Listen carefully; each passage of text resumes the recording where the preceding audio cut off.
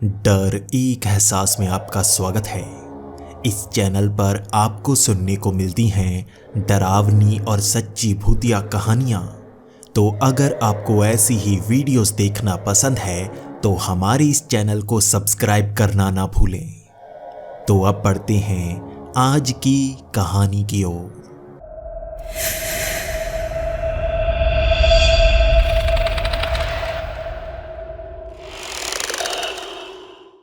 Hello दोस्तों, मेरा नाम गैब्रियल ज़काता है और मैं अमेरिका के टेक्सास का रहने वाला हूँ। मैं यहाँ पर एक बिज़नेस करता हूँ जो धीरे धीरे बढ़ता जा रहा है। ये बिज़नेस फूड का है और मैं इसकी सप्लाई चेन शुरू करने वाला हूँ, इसीलिए मैं अलग अलग जगह पर घूमता जा रहा हूँ। मैं पिछले 10 सालों से ये काम कर रहा हूँ और धीरे धीरे मेरी कमाई बढ़ती ही गई और मैं अलग अलग जगह पर ज़मीन खरीदता रहा। मेरा सपना है मैं अमेरिका के हर स्टेट में एक घर ज़रूर रखूं, इसीलिए मैंने कई फार्म हाउस बनाकर रखे हुए हैं। मैं कमाई मोटी करता हूं, इसलिए मुझे घर बनाना बहुत पसंद है। मैं नए नए घर खरीदता ही रहता हूं। इसी की तलाश में मैं कैंसस स्टेट में पहुंचा। यहाँ पर ज़्यादातर खेती ही होती है और बड़ा शहर यहाँ पर कोई मौजूद नहीं है। छोटे छोटे शहर और ज़्यादातर गांव जहाँ पर पशुपालन और खेती का ही काम होता है। ऐसी जगह भी मैं एक घर बनाना चाहता था, लेकिन यहाँ घर बनाने में ज़्यादा खर्चा है, जबकि बने बनाए घर को खरीदना सस्ता पड़ जाता है। मैं यहाँ छोटे छोटे गांव में घूम रहा हूँ क्योंकि मैं यहाँ पर एक ऐसा घर चाहता हूँ जो बिल्कुल दुनिया से अलग थलग हो। मैं अपने परिवार के साथ जब भी यहाँ पर आऊँ तो मुझे यहाँ पर भीड़ भड़का बिल्कुल न नजर आए। इसी की तलाश में मैं एक छोटे से गांव में पहुँच ही गया जहाँ पर दूर दूर तक बस खेत ही नजर आ रहे थे। खेतों में बीजी हुई फसल और यहाँ पर पेड़ों की संख्या भी काफ़ी कम थी, बस फसल ही फसल नजर आ रही थी। इसी तरह मैंने एक फार्म हाउस ढूंढ भी लिया जो यहाँ के सबसे अमीर आदमी का था। उसने अपने घर को बिल्कुल हाईटेक बनाया हुआ था, लेकिन उसके पास एक फार्म हाउस भी मौजूद था जो खेतों के बिल्कुल बीचों बीच था और उसका कहना था वो इसे बेचना चाहता है। मैंने भी बिजनेस की तरह ही इसे खरीदने के लिए अपना पूरा दिमाग लगा दिया। मैं यहाँ पर बड़े लोगों से मिलने लगा, उनसे सिफारिशें करवाने लगा और मुझे ये घर बहुत ही सस्ते में मिल गया। लेकिन उस घर का मालिक मुझे बस एक ही चीज़ कह रहा था कि यहाँ पर चोर उचक्के बहुत आते हैं, इसीलिए इस बड़े से घर के चारों ओर लोहे की कंटीली तारें लगाई गई हैं। इन कटीली तारों को कभी भी हमें हटाना नहीं है और उसके पार खेतों में मुझे कभी नहीं जाना है क्योंकि वो ज़मीन मेरी नहीं है। बाहर से बड़ा सा गेट लग जाएगा और उसके अंदर शाम होते ही मुझे पहुंच जाना है। यहाँ पर उन चोर उचक्कों से बचने के लिए मुझे एक गन भी दी गई थी जो मुझे आसानी से मिल गई थी और उसका लाइसेंस भी बड़ी ही आसानी से मुझे मिल गया। ये तो अच्छा था, मैंने ज़िंदगी में कभी गन नहीं चलाई थी, अब यहाँ पर चला भी सकता था। खेतों में चोर उचक्के आ जाते हैं, जानवर आ जाते हैं, उनसे बचने के लिए हथियारों को रखना यहाँ पर आम बात है। मैंने इस घर को खरीदते ही अपनी पत्नी को कह दिया कि हम यहाँ पर 10 दिन के लिए रहने के लिए आने वाले हैं। मेरी पत्नी भी तैयार हो गई थी और मेरा 6 साल का बेटा भी तैयार था। हम यहाँ रहने आने वाले थे और सारा सामान हमने पैक कर लिया। हम यहाँ पर पहुँचे बिल्कुल दोपहर के 2 बजे। यहाँ सफाई करने का कोई काम नहीं था क्योंकि घर को बिल्कुल साफ सुथरा बनाया गया था और इसी घर के अंदर हमें बहुत सारा सामान फ्री में मिला था। इस सामान से इस फार्म हाउस में ज़्यादा ज़रूरतें नहीं रहती और खाने पीने का सामान अंदर रखने के बाद हमें और कुछ लाने की ज़रूरत ही नहीं थी। आराम से हमारे 10 से 12 दिन कट जाते। यहाँ पर इतनी शांति थी कि मुझे बहुत ज़्यादा खुशी हो रही थी। यहाँ पर चिड़ियों की आवाज़ भी बहुत कम थी क्योंकि फसल में ज़्यादा चिड़ियाँ नहीं आती और शायद यहाँ पर आसपास बाड़ा इसी तरह से बनाया गया है कि यहाँ जानवर भी नहीं आते। खेतों के अंदर जानवरों को रोकने के लिए दूर दूर तक भी एक कंटीली तार लगाई गई थी ताकि उधर से भी कोई जानवर अंदर ना आ पाए। मैं दूर दूर तक देख पा रहा था, यहाँ 5 से 6 किलोमीटर दूर तक भी फसल ही लगी हुई थी और यहाँ से बाहर निकलने का एक ही रास्ता था और वो था ये कच्ची सी पगडंडी जिससे एक चौड़ी गाड़ी बड़े आराम से निकाली जा सकती थी। यहाँ से अगर चलकर जाना हो तो ये सफ़र काफ़ी लंबा महसूस होगा। आसपास ये लगी हुई फसल और बीच में बना हुआ ये रास्ता। हमने गाड़ी रखी हुई थी और वैसे भी हमारा बाड़ा बहुत ज़्यादा बड़ा था जहाँ पर हम गाड़ी भी खड़ी कर सकते थे। सबसे पहला काम तो 3 बजे मैंने यही सोचा, क्यों न मैं इस घर के मालिक से मिलकर आऊं जिसने ये घर मुझे भेजा है। उसके घर को भी मैं देख आऊँगा, वो वहाँ पर क्या करता है और वो इस घर को बेचना क्यों चाहता है और इन फसल से उसकी कितनी कमाई होती है। मैं हमेशा से ऐसी चीज़ों पर ध्यान रखता हूँ। कोई भी किसी भी तरह से पैसा कमाता है, अगर मुझे दिख जाए तो मैं भी उसके काम में रुचि लेना शुरू कर देता हूँ। मुझे अलग अलग काम करना बहुत ज़्यादा पसंद है और जो भी बंदा कमाई करता है उसके पास दिमाग होता है। मैं उसके दिमाग का खुद भी इस्तेमाल करता हूँ क्योंकि ऐसे काम में पैसा लगाने में मुझे और ज़्यादा फ़ायदा हो सकता है। 3 बजे मैं सीधा उसके घर में पहुँच गया और उसके घर को देखकर मैं खुद हैरान था।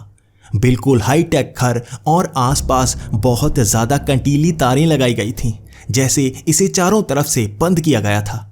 खिड़कियां लोहे की थीं, वहां पर कांच नहीं लगा हुआ था और इसे ऑटोमेटिक बंद और खोला जा सकता था। यहाँ दरवाज़ा भी मोटी चादर से बना हुआ था जिसे तोड़कर अंदर जाना बहुत ही मुश्किल होगा। शायद कोई इसे तोड़ ही नहीं सकता। ये 3 मंजिला घर था और बहुत ज़्यादा बड़ा था। मैं जैसे ही इसके अंदर पहुंचा, अंदर बहुत ही खूबसूरती से इसे बनाया गया था। सामने सोफे लगे थे और एक तरफ टीवी चल रहा था। मैं सोफे पर बैठ गया और वो आदमी भी मुझसे बातें करने लगा। वो यहाँ से काफ़ी कमाई करता था। इतने बड़े खेत सिर्फ उसके ही थे और वो इस काम से खुश था।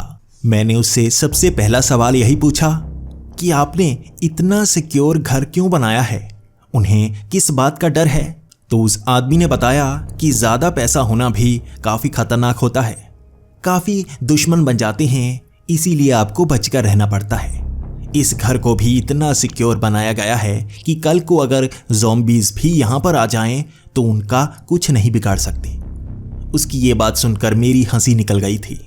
मैं इसी तरह से लगभग 1 घंटे तक बातें करता रहा और उसके बाद मुझे अपनी बीवी की याद आने लगी। वो उस फार्म हाउस में अकेली होगी और बच्चे के साथ खेल रही होगी। मैं उन्हें ज़्यादा देर यहाँ अकेला छोड़ नहीं सकता, इसलिए मैं वापस अपने घर की तरफ जाने की तैयारी करने लगा। तो उस आदमी ने मुझे बस इतना ही कहा कि यहाँ पर रहना थोड़ा खतरनाक ज़रूर है। वो कंटीली तारों के पार कभी मत जाना, खेतों में जाने की कभी कोशिश मत करना और अगर कोई चोर उचक्का नजर आए तो वो उस बाड़े को पार नहीं कर सकता, वो उस कंटीली तारों को पार नहीं कर सकता। तुम दूर से ही गोली का इस्तेमाल कर सकते हो। यहाँ काफ़ी चोर आते हैं, जानवर आते हैं। दूर से अगर तुम्हें डर लगे तो तुम गोली मार सकते हो। वैसे भी रात के 8 बजे के बाद वो बाहर वाला गेट बंद कर लेना। यहाँ रात को ज़्यादा डर रहता है और बाहर जाने की कोशिश तो करना ही मत। मैंने भी उसकी हाँ में हाँ मिला ली और मैं घर की तरफ निकल पड़ा। मैं यहाँ पर 10 से 12 दिन रहने वाला था और मैं यही सोच रहा था कि यहाँ मैं करूँगा क्या। वापस आते समय मैं उन खेतों को देख रहा था। वहाँ पर फसल को बिल्कुल एक सीध में लगाया गया था, लेकिन बीच बीच में वो फसल जैसे नीचे को बैठी हुई थी, जैसे उनमें छोटे छोटे रास्ते बनाए गए थे, लेकिन बहुत ही अजीब। वैसे भी इस फसल को पानी देने के लिए या इसके बीच पहुँचने के लिए इसमें रास्ते बनाए गए होते हैं, लेकिन ये टेढ़े मेढ़े रास्ते थे। ऐसा रास्ता कोई समझदार इंसान कैसे बना सकता है? मैं इस बारे में सोच रहा था। वहाँ घर पहुँचते पहुँचते मुझे ये भी काफ़ी अजीब लगा कि अगर कोई परेशानी यहाँ पर आ जाती है तो इन खेतों से बाहर निकलना ही बहुत बड़ी परेशानी होने वाली है। यहाँ से बाहर आना काफ़ी मुश्किल भरी बात है और वैसे भी गाड़ी खराब ना हो जाए तो यहाँ ज़्यादा परेशानी नहीं होगी। फिर भी थोड़ा थोड़ा डर ज़रूर लग रहा था। मैं घर जल्दी ही पहुँच गया और घर में काफ़ी शांति थी। मेरी बीवी अपने बच्चे के साथ खेल रही थी और मैं भी उसके साथ खेलना शुरू हो गया। यहाँ पर मैंने देखा अंधेरा जल्दी हो जाता है और यहाँ पर बिल्कुल शांति हो जाती है। उन टिड्डों की आवाज़ें हमें काफ़ी परेशान करती हैं। रात को सोने में थोड़ी सी परेशानी होती है, लेकिन फिर भी ऐसी खाली जगहों पर ऐसी कीड़ों की आवाज़ें आती ही हैं, तो हमें इसकी आदत हो जानी चाहिए। 10 से 12 दिन हमें ऐसे ही निकालने हैं। अब काफी अंधेरा हो चुका था और मैं अपने बेड पर लेटा वो किताब पढ़ रहा था। पिछले 15 दिनों से मैं उस किताब को खत्म करने की कोशिश कर रहा था। ये बिजनेस से रिलेटेड एक किताब थी, लेकिन बाहर मुझे उन खेतों से थोड़ी थोड़ी आवाज आनी शुरू हो गई, जैसे कोई जानवर उनमें पहुंच आया हो। मैं गन लेकर बाहर पहुंच गया था क्योंकि मुझे अब डर लग रहा था। मैंने वो बड़ी सी टॉर्च उठाई और उन खेतों की तरफ रोशनी डालने लगा। वहां वो फसल हिल रही थी, जैसे उसमें कोई था। यहाँ पर फसल की ऊंचाई काफी ऊंची हो जाती है। अगर कोई आदमी इसमें खड़ा भी हो तो वो दिखेगा नहीं। फिर भी अगर ये फसल हिलती है तो कोई ना कोई इसमें जरूर होगा। मैं काफी देर तक रोशनी मारता रहा। वहां फसल कभी इधर से हिलती तो कभी उधर से। ऐसा लग रहा था जैसे कोई जानवर इधर उधर भागने की कोशिश कर रहा है और वो बड़ी तेजी से भाग रहा है। मैं गन का इस्तेमाल नहीं करना चाहता था, तो मैंने पैरों में पड़े एक पत्थर को उठाया और उस तरफ तेजी से मार दिया। मैंने देखा शायद वो जानवर भाग गया होगा। काफी तेजी से फसल में आवाज आ रही थी। वो आवाज अब धीरे धीरे कम हो रही थी, यानी कि वो जानवर अब दूर जा रहा था। मैं वो आवाज अब सुनता रहा जो धीमी होती जा रही थी और मैं घर के अंदर आ गया। रात को वो कीड़ों की आवाज काफी ज्यादा बढ़ती जा रही थी और मेरी बीवी अब परेशान होने लगी थी। तो मैंने उससे कहा कि हमें आदत डालनी होगी। लेकिन अब फसल से फिर से आवाज आने लगी और मेरी बीवी अब पूछ रही थी कि कीड़ों की आवाज तो ठीक है, लेकिन जो फसल में आवाज आती रहती है उसका क्या हमें बाहर की लाइट बंद कर देनी चाहिए? तो मैंने उससे कहा नहीं, बाहर की लाइट बंद नहीं करनी चाहिए, क्योंकि यहाँ के मालिक ने मुझे कहा था कि यहाँ चोर उचक्के आ सकते हैं जो उन कंटीली तारों को तोड़कर भी कई बार यहाँ आ जाते हैं। तो हमें लॉक लगाकर रखना चाहिए और अगर फसल से ज़्यादा आवाज़ आती है तो हम गन का इस्तेमाल कर सकते हैं। यहाँ अगर चोर उचक्का नज़र आए तो उस पर भी हम गन का इस्तेमाल कर सकते हैं, लेकिन यहाँ पर ज़्यादातर जानवर ही घूमते हैं। बस हमें एक रूल दिया गया है, हम उस फसल में पैर नहीं रख सकते। ये उसकी फसल है और वो नहीं चाहेगा कि ये फसल खराब हो। लेकिन उस फसल के हिलने की आवाज़ अब ज़्यादा बढ़ती जा रही थी। ऐसा लग रहा था जैसे एक से ज़्यादा जानवर वहाँ पर मौजूद हों। मैं वहाँ बाहर गया और लाइट मारने लगा। कभी एक तरफ से आवाज़ आती तो कभी दूसरी तरफ से। मैं समझ गया था यहाँ पर सिर्फ एक ही जानवर मौजूद नहीं है, हो सकता है 2 तरफ से जानवर यहाँ पर इस फसल को खराब कर रहे हों। शायद यही जानवर इस फसल को नीचे कर देते होंगे जो मुझे रास्ते में नजर आ रही थी। इसके बाद मैं बार बार रोशनी मारता रहा, लेकिन अलग अलग तरफ से आवाज आती रही। तो मैंने फिर से पत्थर उठाया और उस फसल की तरफ मारा। मैं उस जानवर को भगाना चाहता था, लेकिन जैसे ही मैंने पत्थर मारा वो फसल हिलना बिल्कुल बंद हो गई। बिल्कुल शांति। उस जानवर के भागने की आवाज बिल्कुल नहीं आई और मैं भी सन्न वहां पर खड़ा था और खुद की मौजूदगी उसे महसूस नहीं होने देना चाहता था। काफी देर तक आवाज नहीं आई तो मैंने चीखकर उसे भगाने की कोशिश की, लेकिन फिर से आवाज आ ही नहीं रही थी। मैं अब थोड़ा सा डरने लगा था। जानवर तीखी आवाज सुनकर भागने लगते हैं या आप पर हमला करने की कोशिश करते हैं, लेकिन ये एक ऐसा जानवर है जो बिल्कुल चुप करके वहां पर छिप गया है। इसके बाद एक तरफ थोड़ी थोड़ी आवाज आने लगी और ये उस तार के काफी करीब से आवाज आ रही थी। तो मैंने सोचा क्यों ना उस तार के पास जाकर देखूं।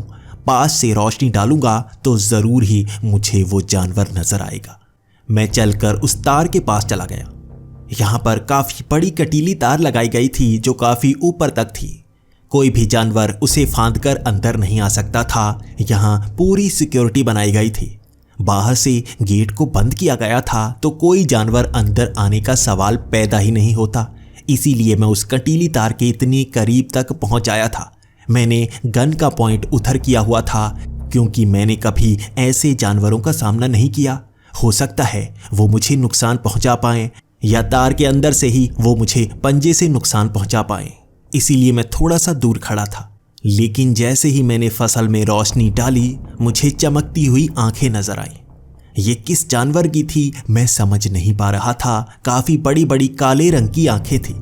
ऐसा लग रहा था जैसे कोई चीता हो। उसकी आंखों की पुतलियां थोड़ी थोड़ी लंबी थी, जैसे बिल्लियों या शेरों की होती है। मैं थोड़ा सा डरा और 2 कदम पीछे हट गया। वो मेरी आंखों में घूरे जा रहा था, लेकिन वो था क्या? उस फसल में वो साफ साफ नजर नहीं आया। मैंने गन का पॉइंट उस तरफ किया, वो हिला तक नहीं। मैं उसे हिलाना चाहता था ताकि मैं समझ पाऊं वो जानवर कौन सा है।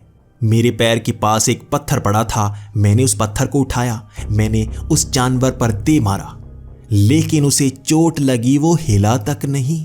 वो अब भी मुझे आंखों में आंखें डाल घूरे जा रहा था। अब मैं चिल्लाकर उसे डराना चाहता था, लेकिन मेरी चीख का भी उस पर कोई असर नहीं हो रहा था। अब मेरे मन में ख्याल आने लगा, ये कैसा जानवर है जो डरता भी नहीं? तो मैंने गन का पॉइंट उस तरफ कर दिया। अब भी वो जानवर हिल नहीं रहा था। मैंने फिर से थोड़ी वार्निंग दी, हो सकता है ये कोई चोरू चक्का ना हो जो मुझे डराने के लिए ऐसा कोई कॉस्ट्यूम पहनकर आया हो, या वो मुझे भांप रहा हो। मैं बार बार वार्निंग दे रहा था कि मैं गोली चलाने वाला हूं। अगर तुम कोई चोर हो तो यहां से भाग जाओ, वरना मैं गोली चला दूंगा। लेकिन वो हिल तक नहीं रहा था। उसके बाद मैंने गोली चला दी। जैसे ही मैंने गोली चलाई, वो फसल पर भी गोली लगी। जैसे ही मैंने गोली चलाई, ये शॉटगन थी।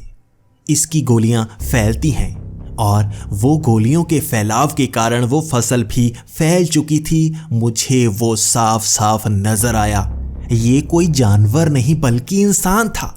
उसे गोली लगी, आंख पर भी लगी, और वो पीछे की तरफ भागने लगा। उसकी चीख बहुत ही अजीब थी, उसे काफ़ी ज़्यादा चोट लगी थी। मैं थोड़ा सा डर गया। मैंने कभी किसी इंसान पर गोली नहीं चलाई थी। तब मेरे मन में ख्याल आने लगे, मुझे पुलिस का डर लगने लगा। लेकिन तभी मुझे इस मकान के मालिक की याद आ गई। उसने कहा था, जब भी ज़्यादा डर लगे, कोई चोर चक्का आए तो गोली चला देना। यहाँ पर पुलिस मानती है, अपनी रक्षा के लिए हम गोली चला सकते हैं। इसलिए अब मेरा डर थोड़ा सा कम हो गया था। लेकिन मुझे उस चोर की चिंता थी। मैं कभी किसी को जान से नहीं मारना चाहता, लेकिन अब वो फसल के अंदर तक दौड़े जा रहा था। मुझे दूर तक आवाज़ आती रही, और तब जाकर वो आवाज़ कम होना शुरू हो गई। ज़रूर ही वो दूर निकल गया होगा, लेकिन वो जिंदा तो होगा ना। इतने करीब से गोली मारी थी मैंने। लेकिन उसके बाद दूसरी तरफ से भी आवाज़ें आने लगी। मैं अब थोड़ा सा डरने लगा था। गोली चलने के बाद भी ये आदमी यहाँ से भाग नहीं रहे हैं। ये कैसे चोर हैं? या ये यहाँ अंदर घुसने की कोशिश तो नहीं कर रहे? हमारे घर के दरवाजे काफ़ी मोटे हैं, ये अंदर नहीं आ पाएंगे। मैं वहाँ से दूर आ गया और घर के अंदर आ गया। मैंने दरवाज़ा बंद कर लिया, और उस कांच की खिड़की से मैं बाहर की तरफ देख रहा था। वो कंटीली तारों को तोड़कर तो अंदर नहीं आ रहे, लेकिन सच में उस रात कोई अंदर नहीं आया। लेकिन मैं ये तो समझ गया था, यहाँ सच में चोर उचक्के आते हैं। ये कौन है? क्यों बार बार इस घर के अंदर आने की कोशिश करते हैं, जबकि उन कंटीली तारों को तोड़ा नहीं जा सकता? हम अंदर से गोली भी चलाते हैं, उन्हें तो नुकसान होता है। मैंने एक पर गोली चलाई, दूसरा डरा तक नहीं, वो शायद एक तरफ आवाज़ करता रहा। मैं सोचने पर मजबूर हो गया था। अगले दिन फिर से मैं उस मकान मालिक के पास पहुंच गया। मैं उससे सवाल करना चाहता था। मैं उससे जानना चाहता था, यहाँ पर कैसे लोग आते हैं। वो आदमी ने भी बताना शुरू कर दिया कि यहाँ पास के गांव वाले यहाँ आकर चोरियाँ ज़रूर करते हैं। वो ज़्यादा काम नहीं करते, क्योंकि उन्हें काम करना पसंद नहीं है। इसलिए यहाँ जो भी अमीर लोग आते हैं या घरों में रहते हैं, उनकी ये चोरियाँ करके जाते हैं। उस मकान मालिक ने बताया कि वो इन खेतों में और भी नए नए घर बनाने की सोच रहा है, क्योंकि अमीर लोग यहाँ पर घर खरीदना बहुत पसंद करते हैं, जिस तरह से मैंने खरीदा है। इसके बाद मैं उससे पूछना चाहता था, कल मैंने एक आदमी पर गोली चलाई थी, क्या वो ठीक है? कहीं वो मर तो नहीं गया? आप अपनी फसल में चेक कर सकते हैं। इसके बाद उस मकान मालिक ने बताया कि एक जख्मी हालत में आदमी बाहर मिला था जो बेहोश पड़ा था। उसे अस्पताल पहुंचाया गया है और पुलिस को भी बता दिया गया है। जैसे ही उसका इलाज हो जाएगा, उसे पुलिस स्टेशन ले जाया जाएगा। मुझे चिंता करने की ज़रूरत नहीं है। मेरे मन को थोड़ी सी शांति मिली थी। मैं किसी को मारना नहीं चाहता था, और वो भी मरा नहीं।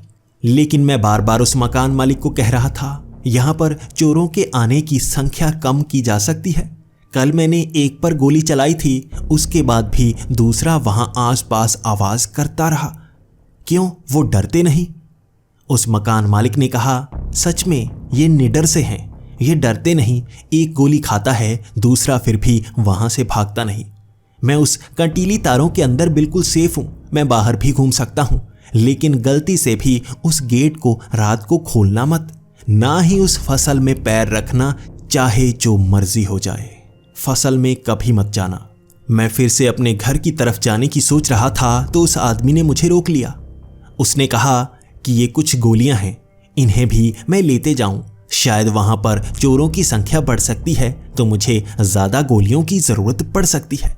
मैंने वो गोलियां ले ली और मैं घर की तरफ निकल पड़ा। मैं थोड़ा सा डरा हुआ था। यहां पर चोरों की संख्या बढ़ भी जाती है, ऐसा कब होता है? चलो कोई बात नहीं, मेरे पास ज्यादा गोलियां हैं, मैं किसी को अंदर आने नहीं दूंगा। मैं घर पहुंच गया था। आज की रात फिर से थोड़ी सी अजीब थी और उस फसल से आवाजें आती रही। मैं बाहर जाकर जैसे पत्थर मार मार कर उन्हें भगाने की कोशिश करता। कहीं कहीं तो मुझे लगता ये कोई जानवर है, लेकिन कहीं कहीं मुझे एहसास होता कि ये इंसान है। जो भी फसल में आवाज लगाने के बाद रुक जाते हैं, बिल्कुल नहीं हिलते, वो इंसान ही होते हैं, जबकि जो आवाज लगाने के बाद भाग जाते हैं वो जानवर होते हैं। अगले 2 से 3 दिनों तक मैंने एक खास चीज नोटिस की थी। वहां जो जानवर आते हैं उन्हें वो इंसान पकड़कर मार देते हैं। जानवर इधर उधर भागते हैं और वो इंसान रुके हुए होते हैं। जानवर भागकर जैसे ही इंसानों के पास पहुंचते हैं वो रोने लगते हैं, वो चीखने लगते हैं जैसे वो इंसान उन्हें पकड़ लेते हों। वो शायद उन्हें मारते होंगे या डर कर उस चाकू से उन्हें नुकसान पहुंचाते होंगे। मैं थोड़ा सा घबरा रहा था क्योंकि ये आदमी खतरनाक लगते हैं। ये 3 से 4 दिनों तक ऐसा ही एहसास हर रात होता। वो आवाजें धीरे धीरे बढ़ती जा रही थी और इस चीज ने मुझे ज्यादा चिंतित कर दिया था। लेकिन आज की रात थोड़ी सी अजीब थी। मेरा बेटा बार बार जिद कर रहा था कि बाहर से काफी आवाजें आ रही हैं, उसे भी देखना है बाहर कौन सा जानवर घूमता है। मैंने अपनी बीवी और अपने बच्चे को नहीं बताया था कि यहाँ पर चोर उचक्के आते हैं, लेकिन मेरा बेटा बार बार बाहर जाकर उस जानवर को देखने की जिद कर रहा था, तो मैंने सोचा उसे बाहर ले जाकर मैं दिखा ही देता हूँ। मैं उसे बाहर ले आया था। एक तरफ आवाज आती जा रही थी और मैं उसे कंटीली तारों के पास ले आया। वो आवाज करीब आ रही थी और मुझे लग रहा था शायद ये जानवर होगा। मैंने पहले आवाज लगाई और वो आवाज आना बंद नहीं हुई। तब मैं समझ गया था कि ये कोई इंसान नहीं बल्कि जानवर ही हो सकता है, क्योंकि ये रुका नहीं है। वो आवाज करीब आती रही और जब वो उस कंटीली तारों के पास पहुंच गई तब मुझे वो सूअर नजर आया। वो छोटा सा सूअर था जो मेरी आंखों में आंखें डाले वहां जैसे रुक सा गया था। वो काफी डरा हुआ महसूस हो रहा था। तभी पास से एक और आवाज आने लगी। मैंने फिर से आवाज लगाई। मैंने फिर से चीख मारी। ये आवाज अब रुक चुकी थी। मैं जान गया था ये इंसान है जो यहां चोरी करने के लिए आते हैं। मैंने गन उस तरफ तान दी थी, लेकिन अब वो आवाज करीब आने लगी। मैं सूअर को भगाने की कोशिश कर रहा था क्योंकि ये इंसान जानवरों को भी नुकसान पहुंचाते हैं, लेकिन वो सूअर डरा हुआ था। तभी दूसरी तरफ से भी आवाज आने लगी। ये किसी इंसान की आवाज लग रही थी, यानी कि उस सूअर को घेरा जा रहा था। जरूर ही ये चोर उस सूअर को मारने की कोशिश करेंगे, लेकिन मेरे पास गन थी, मैं ऐसा होने नहीं दूंगा। सच में वो इंसान बाहर निकल कर आए और पहली बार पूरी रोशनी में मैंने उन्हें देखा था। वो साधारण इंसान नहीं लग रहे थे। उनके कपड़े कटे फटे से थे। उनके शरीर की चमड़ी जैसे चमक रही थी, जैसे वो पसीने से भरे हों। वो दोनों छलांग लगाकर उस सूअर को पकड़ चुके थे, लेकिन बड़े ही दरिंदे थे वो। उन्होंने बड़े बड़े नाखूनों से उस सूअर को जैसे चीर डाला। वो सूअर के चीखने की आवाज आ रही थी, जिसे देखकर मेरा बेटा भी डर चुका था। उन्होंने उस सूअर को जान से मार डाला, उसके छोटे छोटे टुकड़े कर दिए। इसके बाद वो मेरी आंखों की तरफ देखना शुरू हो गए। मेरा बेटा तो डरकर घर के अंदर भाग चुका था, लेकिन वहां पर रुककर मैं ये देखने की कोशिश कर रहा था ये कैसे चोर हैं जो यहाँ इन फसल के अंदर शिकार करते हैं। मुझे उनकी वो काली काली आंखें नजर आ रही थी, जैसे वो बहुत समय से सोए ना हो, लेकिन उनकी चाल ही बहुत अजीब थी। मैंने एक की टांग पर गोली मारी और उसे जैसे दर्द तक ना हुआ हो, लेकिन दूसरा बड़ी तेजी से वहां से भाग चुका था। वो लंगड़ाता हुआ एक तरफ भागने लगा। मुझे अब ये लग रहा था जैसे ये कहीं खास जगह से आते हैं। मुझे इनका पीछा करना चाहिए, मुझे पता लगाना चाहिए ये कहाँ से आते हैं, कौन से गांव से आते हैं। मुझे धीरे धीरे छिपकर इनका पीछा करना चाहिए। वो लंगड़ाता हुआ एक तरफ बढ़ रहा था और मैं घर के अंदर गया, अपनी बीवी को बताया, अपनी बेटी को बताया कि वो घर से बाहर ना निकले। मुझे आज पता लगाना ही होगा ये चोर कहाँ से आते हैं, ये क्या करने के लिए आते हैं। इस जख्मी आदमी को पकड़ूंगा, इससे पूछने की कोशिश करूंगा, लेकिन इसके लिए मुझे उस तार को काटना होगा, उस फसल के अंदर जाना होगा। मैंने घर के अंदर से वो पाइलर उठाया और मैं बाहर आ गया। मैंने काफी समय लगाया उन तारों को काटने में। मुझे डर था वो जख्मी इंसान वहां से भाग ना गया हो, लेकिन जैसे ही मैं उस फसल के अंदर पहुंचा, मुझे एक तरफ से आवाज आती रही, वो दूर जा रही थी, ये वही होगा। धीरे धीरे भागता हुआ मैं उस तरफ जाने लगा। वो भी रफ्तार पकड़ रहा था। वो शायद जान गया था मैं उसका पीछा कर रहा हूँ। मेरे पास ज़्यादा गोलियाँ थी, अगर और कोई चोर भी आता तो मैं उसे जाने नहीं देता। इसके बाद मैं उसका पीछा करता रहा। वो एक तरफ जाता जा रहा था, वहाँ पर शायद फसल कम थी, वहाँ पर पेड़ लगे हुए थे, फसल बिल्कुल नहीं थी। धीरे धीरे और आगे बढ़ते हुए पेड़ों की संख्या भी कम होनी शुरू हो गई।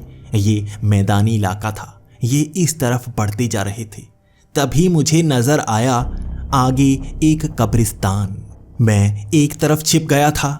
मैं देख रहा था ये जाता कहाँ है। मैंने देखा ये कब्रिस्तान के अंदर गया।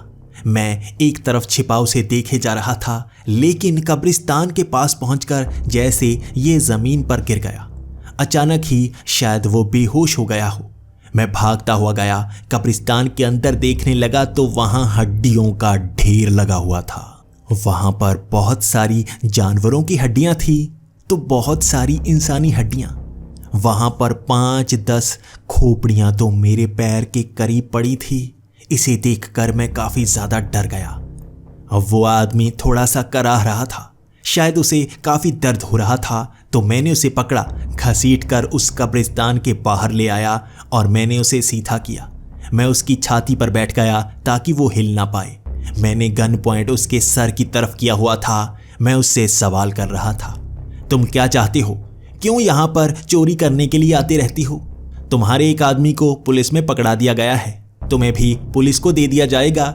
अगर तुम मेरी बात नहीं मानोगे तो हो सकता है मैं तुम्हें गोली ही मार दूं। बताओ तुम कहां से आए हो? लेकिन वो जैसे जवाब देने की हालत में नहीं था। उसके शब्द मुझसे सुने नहीं जा रहे थे। वो जैसे अजीब सी बोली बोल रहा था। उसकी जबान लड़खड़ा रही थी, उसके हाथ भी बड़े ही अजीब हो चुके थे। वो जैसे अजीब सा इंसान, अजीब सी बोली वाला था, जिसका चेहरा भी टूटा फूटा सा था। लेकिन थोड़ी देर बाद मैंने एक पत्थर उठाया और उसके सर पर दे मारा। उसे दर्द होगा तभी जवाब देगा, जरूर कुछ छिपाने की कोशिश कर रहा है। ये सोचकर मैं उससे और सवाल करने लगा, लेकिन वो जवाब दे ही नहीं रहा था। वो अजीब से शब्द बोले जा रहा था, जैसे उसकी जबान बहुत लड़खड़ा रही हो। लेकिन उसके बाद मैंने 2-3 पत्थर और मारे और वो चीखने लगा। उसकी जबान मुंह से बाहर आई, जो काले रंग की थी, जैसे उसकी जबान सड़ चुकी हो। मैं थोड़ा सा डरा। मैं उसकी छाती से ऊपर की तरफ उठकर खड़ा हो गया तो मैंने उसकी छाती भी देखी। वो जैसे सड़ रही थी, उसका मांस चमक नहीं रहा था बल्कि सड़ा हुआ था। वो अब मुझे काटने की कोशिश कर रहा था। वो मेरी तरफ घिसट घिसट कर आ रहा था। उसके पैर से खून बिल्कुल भी निकल नहीं रहा था। वो घिसट घिसट कर मेरी तरफ आ रहा था और मुझे पैर पर काटने की कोशिश कर रहा था। मैं डरा हुआ एक तरफ होता जा रहा था।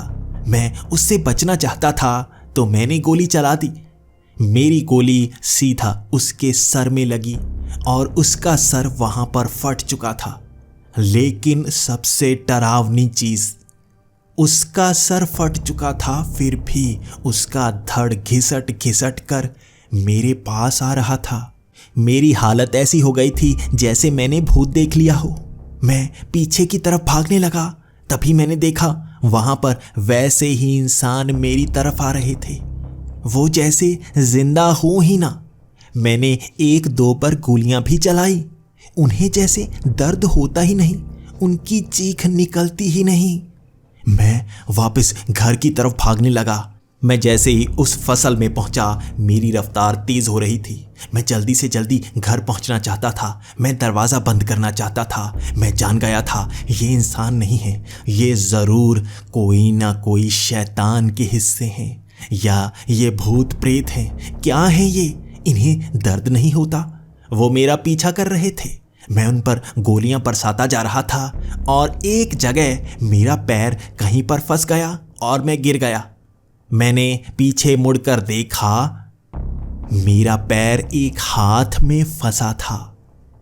एक हाथ जमीन को फाड़कर निकला हुआ था, जिसने मेरा पैर पकड़ा हुआ था। मैंने अपनी आंखों से देखा, एक लाश जमीन से बाहर आई। मेरा पैर छूट ही नहीं रहा था। यह बिल्कुल वैसा ही था, उन इंसानों की तरह। ये जमीन से निकल रहे थे।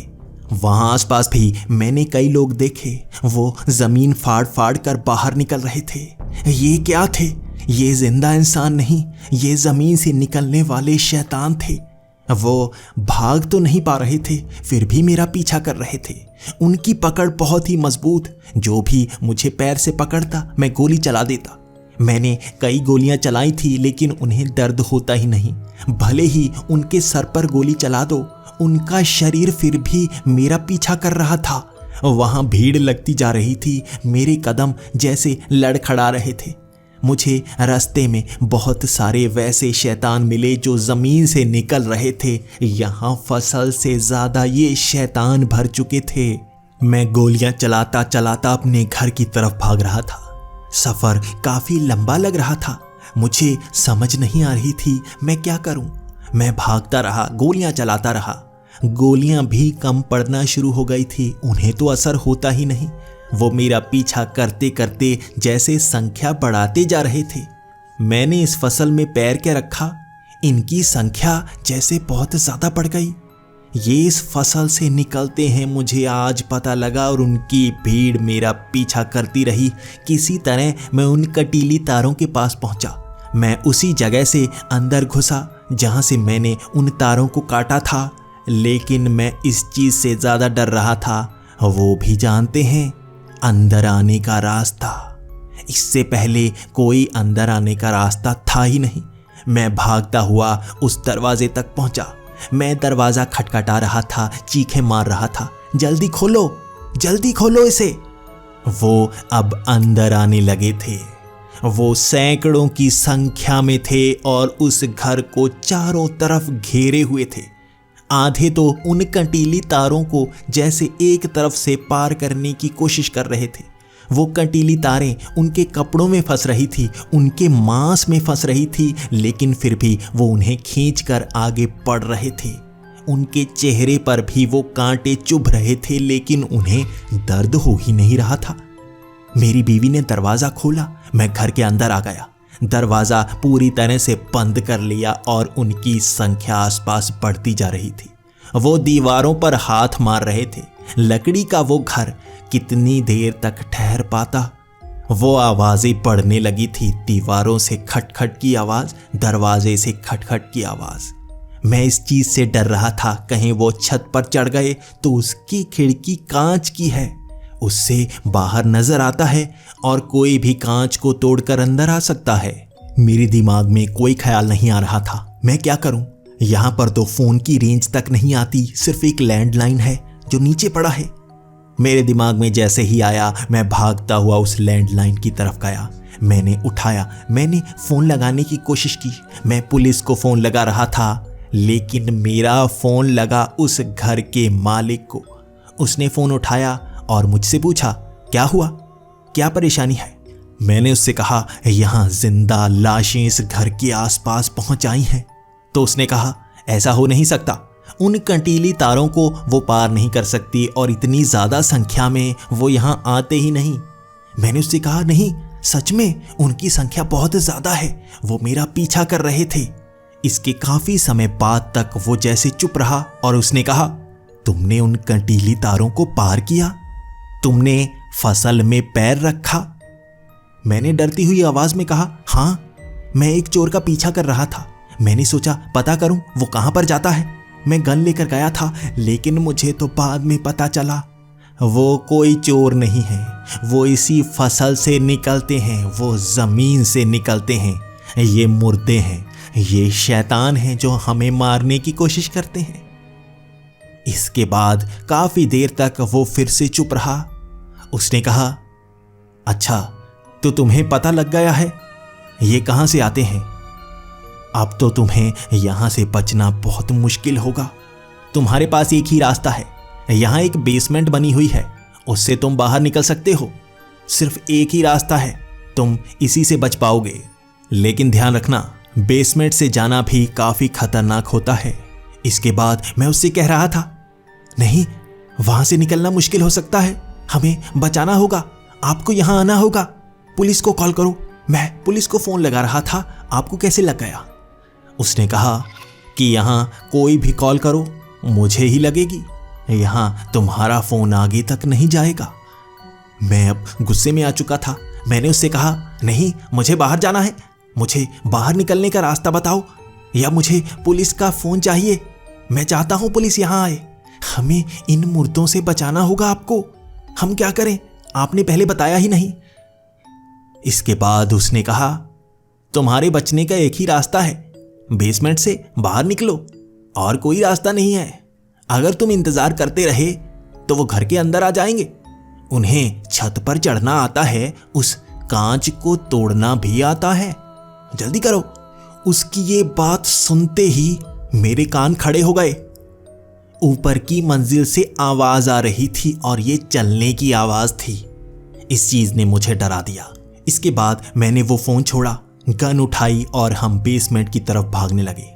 मैं, मेरी बीवी और मेरा बच्चा बेसमेंट की तरफ जा रहे थे। हमने वो दरवाजा खोला और अंदर से लॉक कर लिया। हम सीढ़ियां उतर रहे थे, वहां ज्यादा रोशनी नहीं थी।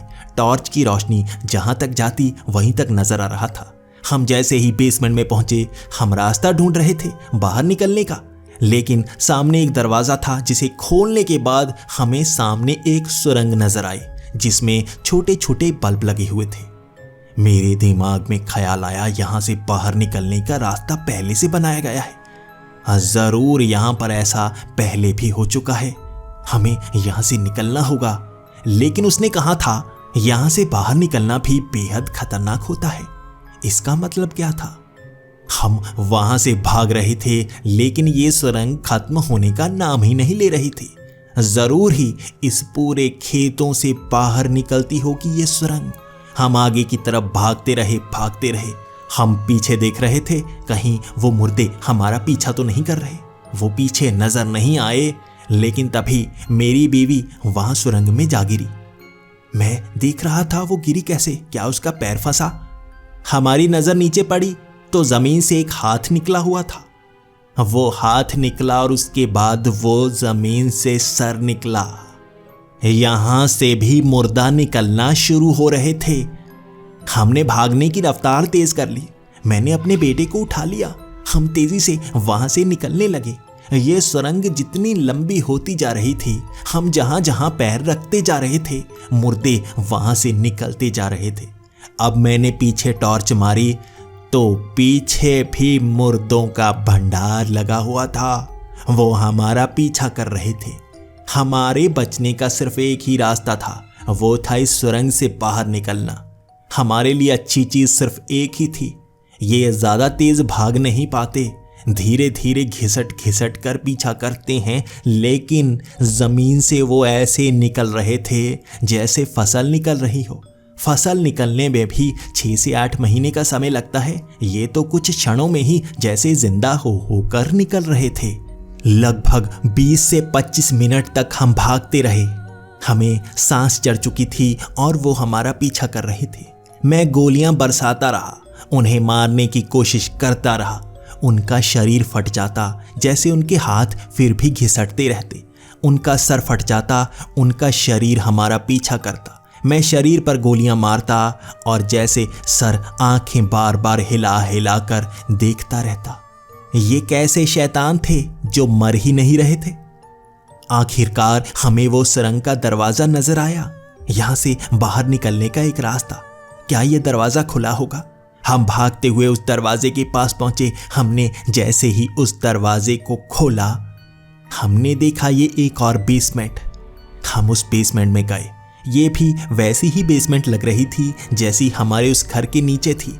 यहाँ भी ऊपर जाने का एक रास्ता था। हम उस सीढ़ियों पर चढ़े, वो दरवाजा खोला और मेरी आंखें खुली की खुली रह गई। ये उस मकान मालिक का अपना घर था। मैंने जल्दी से दरवाजा बंद कर दिया। मैंने अपनी बीवी को कहा, यह घर सेफ लगता है, बस नीचे से मुर्दे ना आ जाएं, बाहर से अंदर आने का रास्ता नहीं है। मैं यहां इधर उधर घूम रहा था। ये उसी का घर था। मैं आवाजें लगाता रहा, सर सर आप कहाँ हो? कहाँ हो सर? हमारी मदद कीजिए। वो मुर्दा नीचे भी पहुंच आए हैं। इस बेसमेंट की सुरंग में भी मुर्दा होंगे। जल्दी आइए सर, कहाँ हैं आप? लेकिन वो आदमी आ ही नहीं रहा था। तो हम इधर उधर अलग अलग कमरों में उसे ढूंढने लगे। हम हथियार भी ढूंढ रहे थे। पहली मंजिल, दूसरी मंजिल, यहां पर तो कोई नहीं था। इसके बाद हम उस बड़े हॉल की तरफ भागना शुरू हो गए। मैं पहले यहां पर नहीं आया था, वो मुझे इधर आने ही नहीं दे रहा था। इसके बाद जब हम उस हॉल के आगे वाले कमरों में पहुंचे तो हमारे होश उड़ गए।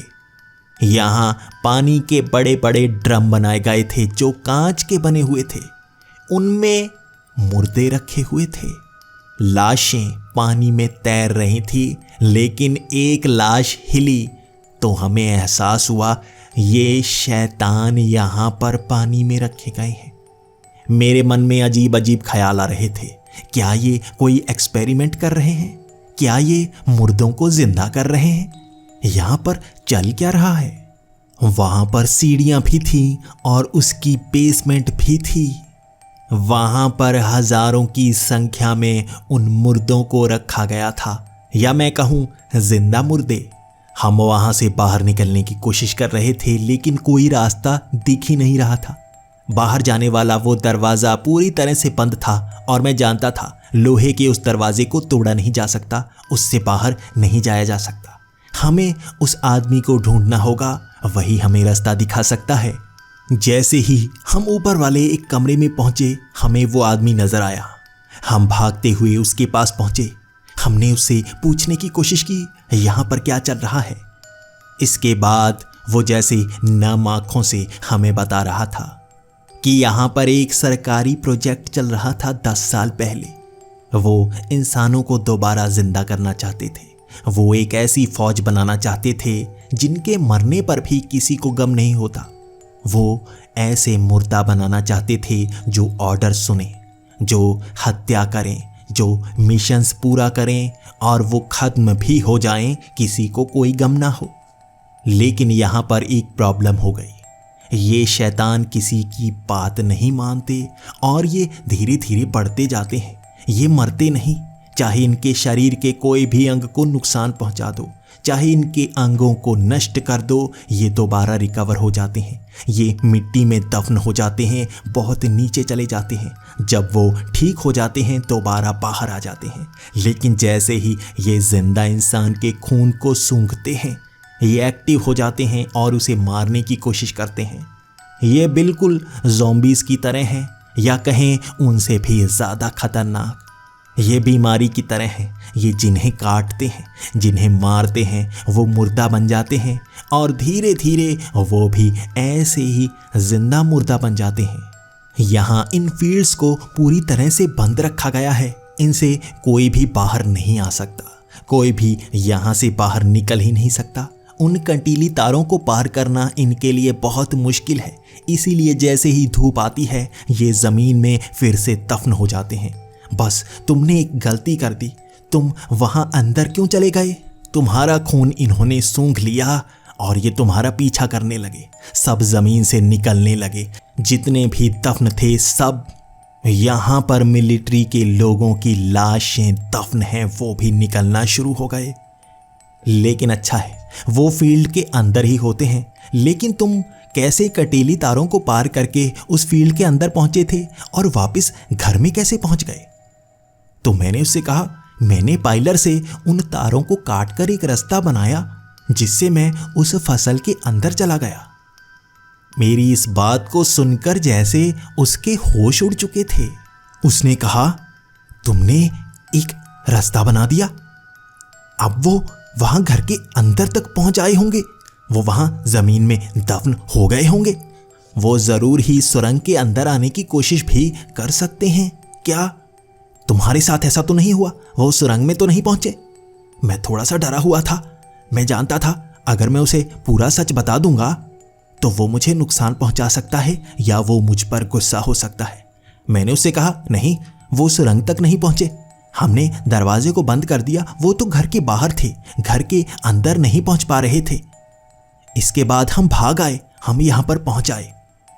वो थोड़ा सा शांत हुआ और उसने कहा, कोई बात नहीं, यहां रोशनी होना शुरू हो जाएगी, धूप निकल आएगी और ये जमीन में दफन हो जाएंगे। मैं कल उस तारों को दोबारा बंद कर दूंगा। ये बाहर नहीं निकलने चाहिए, ये लोगों को मारेंगे, इनकी संख्या बढ़ेगी और इनको खत्म कैसे करना है ये तो सरकार को भी नहीं पता था। इसीलिए यहाँ पूरी तरह से बंद कर दिया गया था, इसे एक राज बना दिया गया।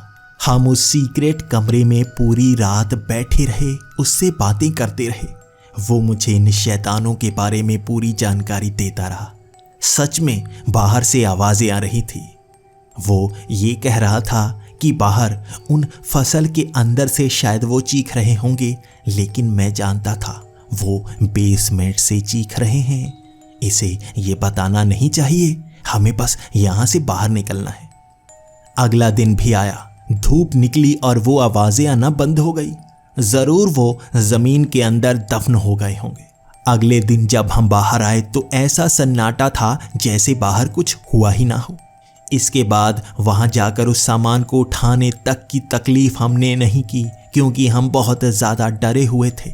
हम बस उस गांव को छोड़ना चाहते थे और वो भी खुश था कि हम यहाँ से जा रहे हैं। लेकिन वो कह रहा था, मैं तारों को ठीक कर दूंगा, आप वापस आना चाहें तो आ सकते हैं, बस उसके अंदर दोबारा जाने की कोशिश मत करना। लेकिन मैं तो उसे कह रहा था, नहीं, हम यहाँ दोबारा कभी नहीं आएंगे। सच में हम वहाँ दोबारा कभी नहीं गए। ये बात 1 साल पुरानी है। हम वापस टेक्सास आ गए, लेकिन उस घटना के लगभग 1 दिन बाद ही हमें ये खबर मिली कि वहाँ पर वो आदमी अपने घर के अंदर ही मारा गया। अगली रात, जबकि 1 महीने बाद हमें ये खबरें मिली कि उन गांव के आसपास कोई लुटेरे आए हुए हैं जो रात को लोगों को मार रहे हैं, और वो कहाँ जाते हैं किसी को पता नहीं चलता।